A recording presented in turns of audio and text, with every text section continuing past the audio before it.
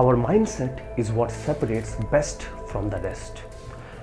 रुके, अगर आप ये सोच करके इस वीडियो को स्किप करके जा रहे हैं कि ये भी कोई टिपिकल मोटिवेशनल वीडियो होने वाला है, तो ऐसा बिल्कुल भी नहीं है। क्योंकि आज हम सब मिलकर के बहुत ही ज़्यादा गर्दे उड़ाने वाले हैं। क्योंकि आज हम जानेंगे उन 5 ग्रोथ लाइफ हैक्स के बारे में जिनको जान करके, जिनको अपना करके एज अ टीनेजर हम अपने लाइफ की मोस्टली बेसिक डिफिकल्टीज को इरेडिकेट कर सकते हैं। और आज मैं अपने लाइफ के कुछ बड़े बड़े मिस्टेक्स और बड़े बड़े कांड के बारे में बात करूंगा जिनको जान करके आपको मजा भी आएगा। So stay tuned to this video. Let's move to our hack number 1, that is don't always try to be so nice person. मेरे बारे में वो क्या सोचेंगे, I have to be the nicest person in the room, मुझे इनके साथ अच्छे से व्यवहार करना है, मुझे इनके साथ अच्छे से, अरे उनको मैं मना कर दूंगा तो कैसा लगे। ऐसा नहीं करना है हमको। We don't have to be the nicest person. अगर हम सोचेंगे कि हम सबके साथ अच्छे हैं, हम सबके साथ अच्छा व्यवहार करें, हम सबके साथ, हम सबकी कभी भी बात नहीं डालें, हम सबको हमेशा हाँ बोले, तो ऐसा नहीं हो सकता। हमको कहीं ना बोलना पड़ता है। We can't be nice everywhere. या please don't take me in a wrong way. हमको बिल्कुल सबके साथ जेंटल बिहेव करना पड़ता है, हमको करना चाहिए, बल्कि हमको बिल्कुल सबके साथ काइंडली बिहेव करना चाहिए, सबके साथ एक अच्छा कैरेक्टर बना के रखना चाहिए, एक अच्छा व्यवहार बना के रखना चाहिए। But there is a line, there is a thin line कि हम किसके साथ अच्छा व्यवहार बना रहे हैं और हम किसके लिए हमेशा अवेलेबल रह रहे हैं। हमको हमेशा अपने लिए अवेलेबल रहना है।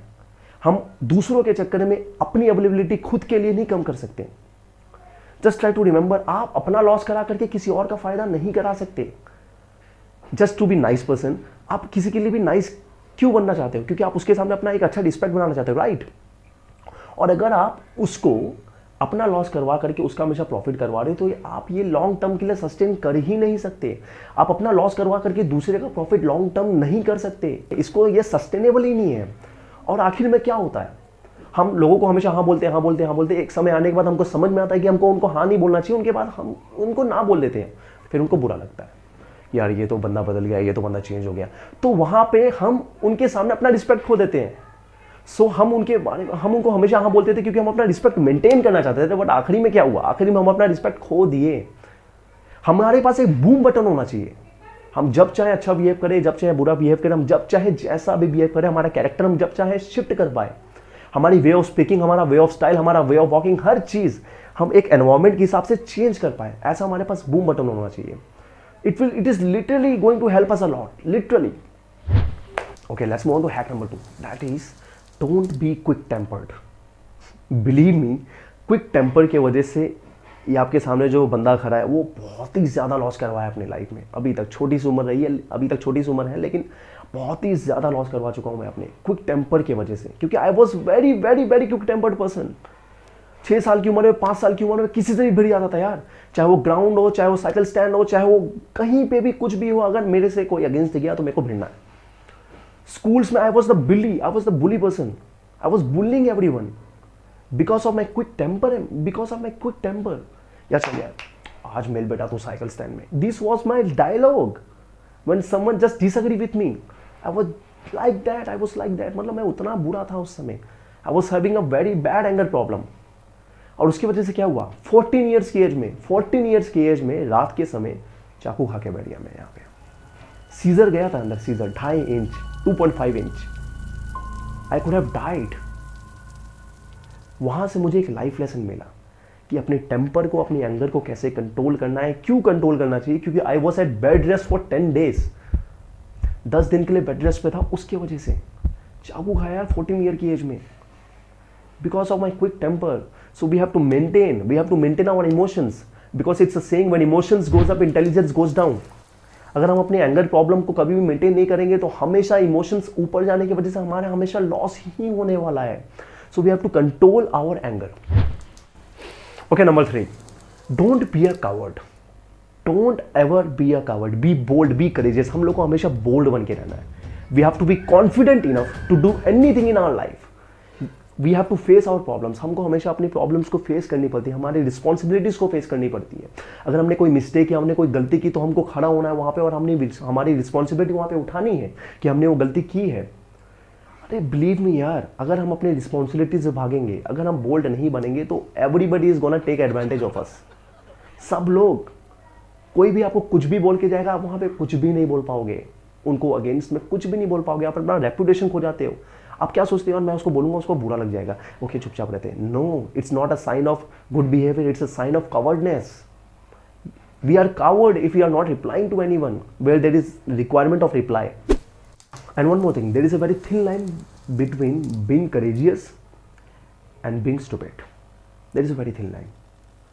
अगर आप बोल रहे हो कि हम बहुत करेजियस है, मेरे पे बहुत करेज है, मैं कहीं भी जाके कुछ भी कर सकता हूँ, okay it's good enough.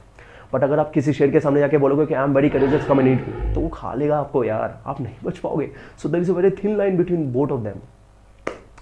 And one of the most important aspect of being courageous, जो सबसे इंपॉर्टेंट है, हम करेजियस बनेंगे जिसके वजह से, वो है अपने आप को जानना। अगर आप अपने आप को जान लेते हो, अपने आप को समझ जाते हो ना, तो उससे ज़्यादा हिम्मत वाला काम कुछ होता ही नहीं है। अपने आप को जानना इज़ द बिगेस्ट थिंग, क्योंकि आप जब अपने आप को जान लेते हो तो आप ये समझ जाते हो कि आपकी डिफ़िकल्टीज़ का सबसे बड़ा रीज़न आप खुद हो। हम खुद होते हैं हमारी डिफ़िकल्टीज़ का सबसे बड़ा रीज़न। सो अपने आप को जानना is the biggest courageous thing any teenager can do. Number 4, never, I mean never, ever say anything about anyone at their back.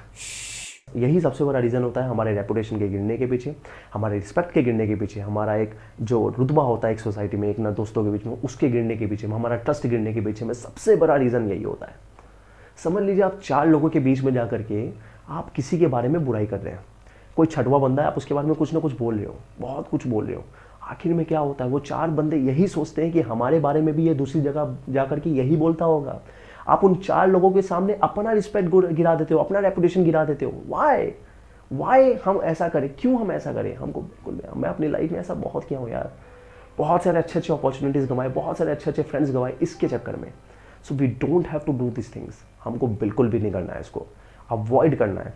हमको ऐसे फ्रेंड्स बनाने जो हमारे सीधा जाकर के हर चीज़ हमारे मुंह पे बोले। हमको भी करेजियस बोल्ड इनफ रहना है कि हम किसी के भी जाके क्रिटिक बन सकते हैं, उनको जाकर सीधा मुंह पे बोल सकते हैं यार। अगर हमारे में गट्स हो ना, किसी को भी जाकर के हम बोल सकते हैं उनके सामने अच्छे वे में कि आप यहाँ पे कर लो तो, आप यहाँ पे कर लो तो। हमको उनको ऑफेंड नहीं करना, हमको उनको बस एक ऐसा क्रिटिक के तौर पे उनको बताना है कि हाँ ये सब हो सकता है, आप यहाँ पे करेक्शन कर सकते हो, आप यहाँ पे ग्रो कर सकते हो। अब वो उनकी माइंडसेट के ऊपर है कि वो आपका क्रिटिक एज अ कैसे लेंगे। Critics are the best supporters, क्योंकि वो हमारे ब्लाइंड स्पॉट को हमारे सामने रखते हैं, और हमारा माइंडसेट हमको ऐसा बनाना है कि उसको एक्सेप्ट करते हुए हमको उसको ट्रांसफॉर्म करना है अपनी जिंदगी में।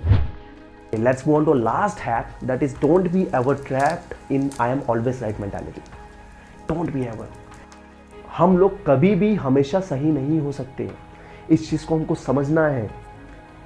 हमको क्रिटिकली ओपन माइंडेड बनना है। हमको बहुत सारे लोगों की बात सुननी पड़ेगी यार, बहुत सारे लोगों की बात सुननी पड़ेगी। मैं उन लोगों की बहुत अगेंस्ट हूँ जो ये बोलते हैं कि दुनिया की बात सुनो ही मत। अरे दुनिया क्या बोलती है, भाड़ में जाओ, अब बस आगे बढ़ते जाओ। ऐसा नहीं हो सकता।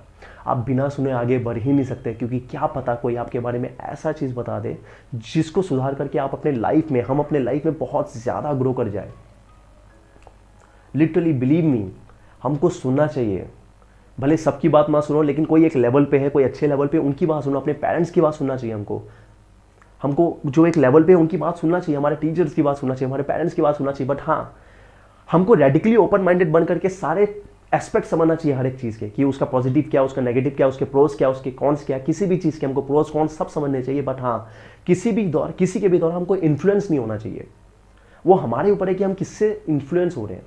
हमको किसी से भी इन्फ्लुएंस नहीं हो रहा है। एंड मोस्ट इंपॉर्टेंट थिंग, ऐसे लोग जो आपसे डिसएग्री करते हैं और वो सक्सेसफुल है, उनकी डिसएग्रीमेंट को हमको समझना है कि वो हमसे डिसएग्री क्यों है। हमको कभी भी इस मेंटालिटी में नहीं फंसना है कि हम हमेशा सही हैं या फिर हमको किसी की नहीं सुनना चाहिए, बिल्कुल भी नहीं।